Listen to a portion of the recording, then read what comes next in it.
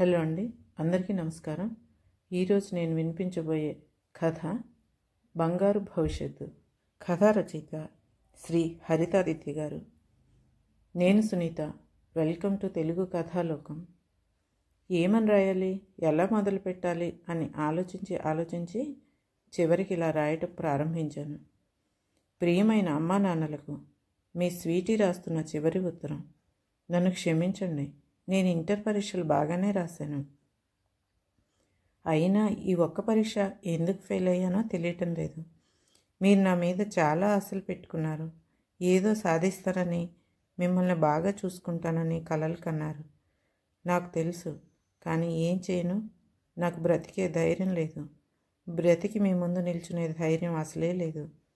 రాత్రింబగళ్ళు ధ్యాస పెట్టి మరీ చదివాను. అసలు అలా ఎలా అయ్యిందో అర్థం కావటం లేదు. కానీ నేను చనిపోయాకైనా నన్ను నమ్మండి. వచ్చే జన్మలో అయినా మీకు నచ్చినట్టు చదివే, మిమ్మల్ని బాగా చూసుకునే కూతురులా పుట్టాలని దేవుడిని కోరుకుంటూ ఇక సెలవు. ఇట్లు సగంలోనే జీవితాన్ని ముగిస్తున్న స్వీటీ. రాసేశాను. ఇక విషాన్ని తాగేయాలి. అబ్బా, చేదుగా ఉంటుందేమో. నీళ్ళు ఎక్కువ కలిపి తాగితే బెటర్. ఒకవేళ బ్రతికితే అమ్మా నాన్నల మొహం చూసేది ఎలాగా? అమ్మో, ఆ ఆలోచనకే భయమేస్తుంది. పాపం నా చదువు కోసం చాలా అప్పులు చేశారు. ఎంతో కష్టపడ్డారు. నేను తప్ప వేరే ప్రపంచం లేదు, కానీ నేను మంచి కూతుర్లా ఉండలేకపోయాను. పోనీలే, నేను పోయాక ఇక పెద్ద ఖర్చులుండవు కనుక అప్పులు తీర్చేస్తారులే. మరి వాళ్ళని ఎవరు చూసుకుంటారు? పర్లేదులే, అజయ్ అన్న, జయ అత్త, కమల పిన్ని అందరూ ఉన్నారుగా, చూసుకుంటారులే. నేను బయటకు వచ్చేసాను. అవును, నా శరీరం నుంచి వచ్చేసాను. కానీ అదేంటి, సినిమాలో లాగా నేను మార్చురీలోనో ఇంట్లో హాల్లోనో లేనేంటి? ఇంకా హాస్పిటల్ బెడ్ మీదే ఉన్నానే. నేను చనిపోయానని ఎవరు గుర్తించలేదా అనుకుంటుండగానే నర్స్ వచ్చి వైటల్స్ నోట్ చేసుకుని తన దగ్గర ఉన్న చిన్న ఫోన్లో నుంచి ఎవరికో కాల్ చేసి చెప్తోంది. సేమ్ సార్, ఇంకా సీరియస్గానే ఉన్నట్లుంది అని. డాక్టర్తోనేమో అనుకున్నా. నేను కనిపించను కదా, మామూలుగా పని చూసుకుని వెళ్ళిపోయింది. ఇంతలో నాకు ఎదురుగా ఒక అమ్మమ్మ నిల్చునుంది. అచ్చం మా అమ్మమ్మలాగే ఉంది ఈవిడ కూడా. ఎందుకు నన్నే చూస్తోంది? అమ్మ నాన్న ఏరి? ఈవిడ తప్ప ఎవరు కనపడరే? ఈవిడికి నేను కనిపిస్తున్నానా? అమ్మమ్మ, ఎవరు నువ్వు? ఎందుకు నన్నే చూస్తున్నావు? నేను నీకు కనిపిస్తున్నానా అంటూ ప్రశ్నల వర్షం కురిపించాను. మీ అమ్మకు తెలిసిన దానిలే. నా పేరు తలుచుకోకుండా తనకి రోజు గడవదు. నాకు పెట్టాకే మీకు భోజనం పెడుతుంది రోజు అంది. అవునా, నేను ఎప్పుడు గమనించనే లేదు. అసలు చదువు తప్ప ఇంట్లో విషయాలు ఏమైనా పట్టించుకున్నానా? అయితే ఈమెకి హాస్పిటల్తో ఏం పని? నర్సు ఆయమ్మనా? అమ్మమ్మ, మా అమ్మ ఏది? నేను ఎందుకు ఇంకా హాస్పిటల్లోనే ఉన్నాను? ఇంకా చచ్చిపోలేదా అని అడిగాను. అన్నింటికీ సమాధానం చెప్తా. ముందు నువ్వు ఇది చెప్పు. ఎందుకు ఈ నిర్ణయం తీసుకున్నావు?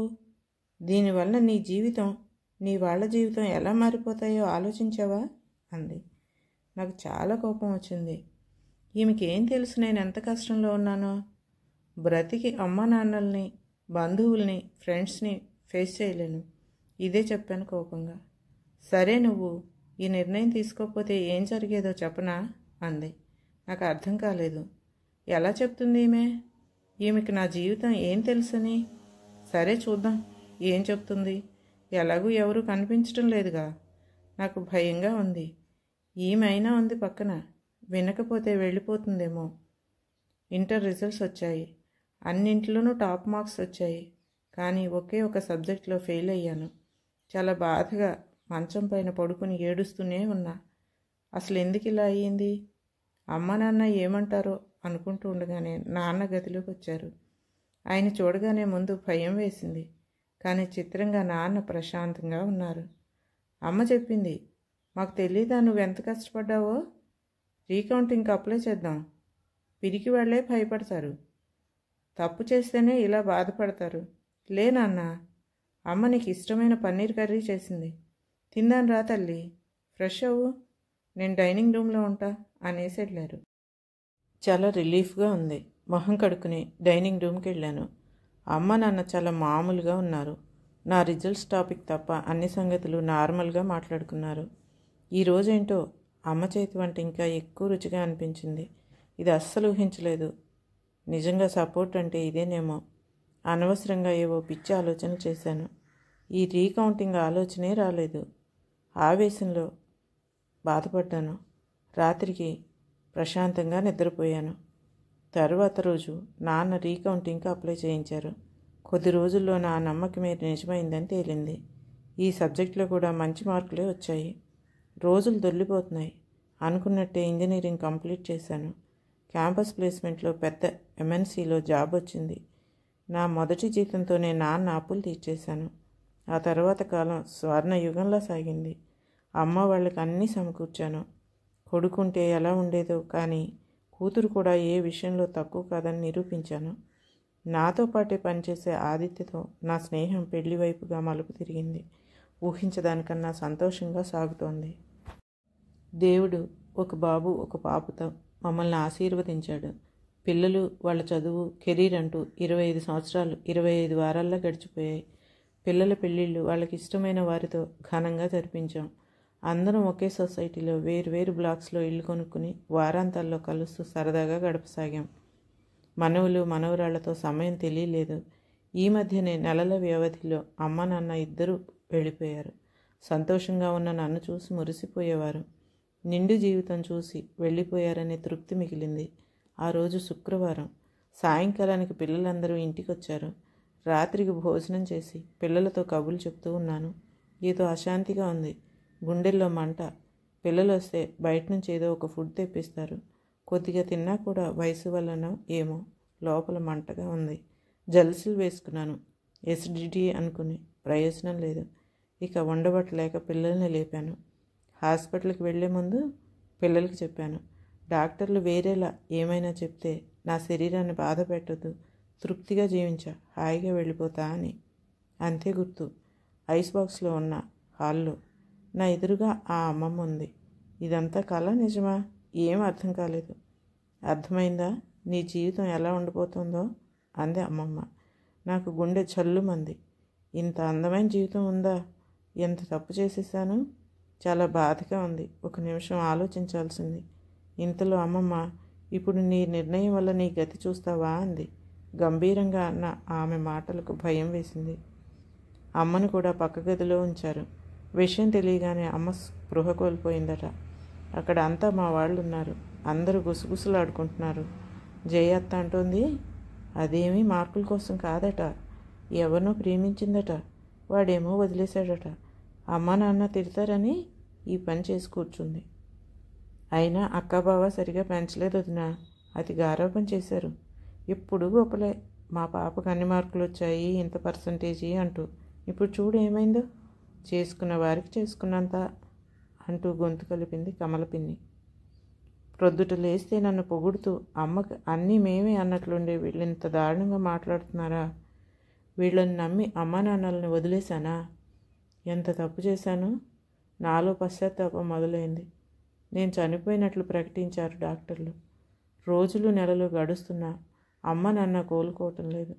ఇంట్లో ఒక సంతోషం లేదు, ఉత్సాహం లేదు. టైంకి అన్నం తినక, సరిగ్గా నిద్రపోక అమ్మ ఆరోగ్యం పాడైంది.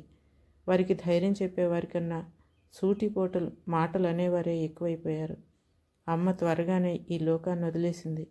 ఎవరికోసం, ఎందుకోసం బ్రతుకుతున్నాడో తెలియని నాన్న 10 ఏళ్ళు రాయిలా బ్రతికి తాగి లివర్ పాడై చనిపోయారు.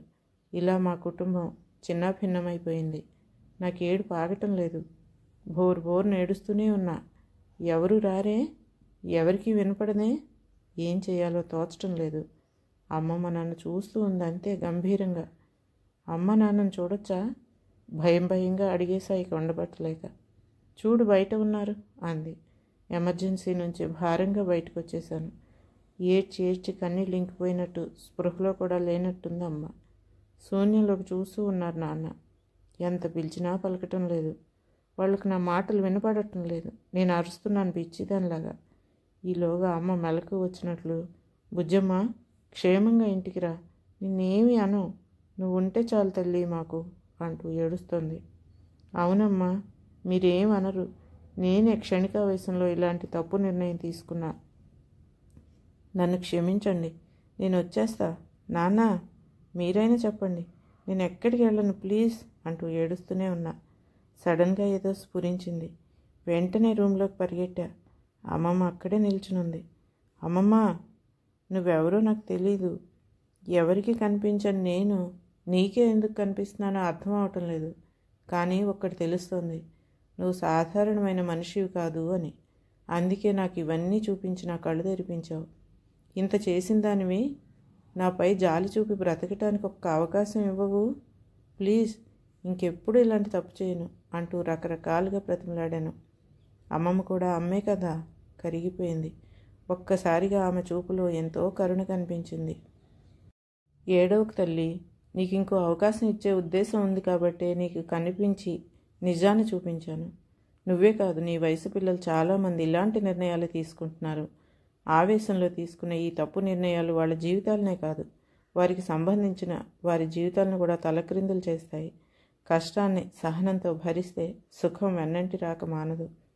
సుఖదుఖాల కలయికే జీవితం. మీ అమ్మ ఎప్పుడు ఎవరికి ఏ హాని చేయలేదు. మనసులో కూడా తప్పు ఆలోచనలు చేయలేదు. అన్ని వేళలా నన్ను నమ్ముకుంది. నమ్మిన వారికి నేను ఎప్పుడు తోడుంటా. ఆమె కర్మం ఆమెకు అనారోగ్య రూపంలో వచ్చి తొలగిపోయేలా మార్పు చేశాను. కనుక నీకు ఈ జన్మ పూర్తిగా జీవించి మంచి పేరు తెచ్చుకుని సుఖ సంతోషాలతో వర్ధిల్లంది. ఆనందంతో రెండు చేతులు జోడించి మాటలు రాక కళ్ళు మూసుకుని కృతజ్ఞతలు చెప్పుకున్నాను. వైటల్స్ మారుతున్నాయి డాక్టర్. పాప అవుట్ ఆఫ్ డేంజర్ అంటోంది జూనియర్ డాక్టర్ అనుకుంటా. ఇవి ఇలాగే కంటిన్యూ అవుతాయో లేదో చూసి, అలాగే ఉంటే వాళ్ళ అమ్మా నాన్నలకు చెప్పండి అన్నారు ఇంకో డాక్టర్. నాకు వినిపిస్తున్నాయి వాళ్ళ మాటలు. కాసేపు ఆగి కళ్ళు తెరిచాను. నర్సుకి నేను కనిపిస్తున్నా. ఎలా ఉందని అడిగింది. పర్లేదన్నట్టు తలూపాను. అమ్మా నాన్నలను పిలిపించింది. సంతోషంగా రూమ్లోకి వచ్చారు అమ్మా నాన్న. నన్ను చూస్తూనే, నాన్న, మాకు తెలియదా నువ్వెంత కష్టపడ్డావో? రీకౌంటింగ్కి అప్లై చేద్దాం. పిరికి వాళ్ళే భయపడతారు, తప్పు చేస్తేనే బాధపడతారు. ధైర్యంగా ఉండు తల్లి అన్నారు. ఆ తర్వాత ఏం జరుగుతుందో గుర్తులేకపోయినా ఏదో తెలియని శక్తి, ఉత్సాహంతో అమ్మ నాన్నల చేతులు పట్టుకుని దగ్గరికి లాక్కున్నా. అమ్మ నా బుగ్గల్ని ముద్దాడుతూ ఉంటే నాన్న నా తల నిమురుతున్నారు. నేను హాయిగా నిశ్చింతగా కళ్ళు మూసుకున్నాను. కథ సమాప్తం.